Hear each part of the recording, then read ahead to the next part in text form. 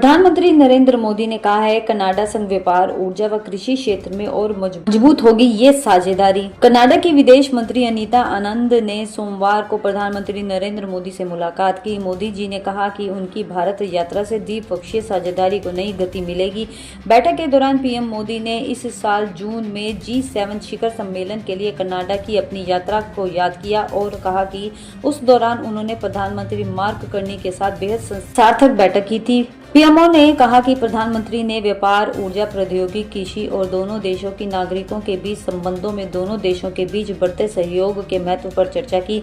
आनंद की यात्रा को दोनों देशों के बीच द्विपक्षीय संबंधों की ओर से स्थापित करने की दिशा में एक कदम के रूप में देखा जा रहा है, जो हरदीप सिंह निज्जर की हत्या के बाद भारत से संभावित संबंध होने से जुड़े तत्कालीन प्रधानमंत्री जस्टिन ट्रूडो के आरोपों के बाद 2023 में बेहद खराब हो गए थे। तो दूसरी तरफ कनाडाई विदेश मंत्री अनीता आनंद ने कहा है कि कनाडा भारत के साथ रिश्तों को वर्तमान स्थिति से और आगे बढ़ाने और मजबूती देने के लिए प्रतिबद्ध है। विशेष रूप से हिंद प्रशांत क्षेत्र में पारस्परिक प्राथमिकताओं को लेकर कनाडा तत्पर है। उन्होंने भारत से मिले स्वागत का आभार भी व्यक्त किया। जयशंकर से मुलाकात के बाद अनीता ने कहा कि हमारी दोनों सरकारें संबंधों को और आगे बढ़ाने के महत्व पर सहमत है, इसलिए पुनः जुड़ाव की हमारी पारस्परिक योजनाओं पर चर्चा की जाएगी। यह कनाडाई और भारतीय दोनों को सूचित करेगा कि हम इस संबंध को वर्तमान और दीर्घकालीन रूप से आगे बढ़ाने के लिए सामूहिक रूप से प्रतिबद्ध है, विशेष रूप से हिंद प्रशांत क्षेत्र में हमारी पारस्परिक प्राथमिकताओं के संदर्भ में। दूसरी तरफ विदेश मंत्री एस जयशंकर ने भी कहा है कि भारत और कनाडा ने व्यापार, निवेश, महत्वपूर्ण खनिजों, ऊर्जा और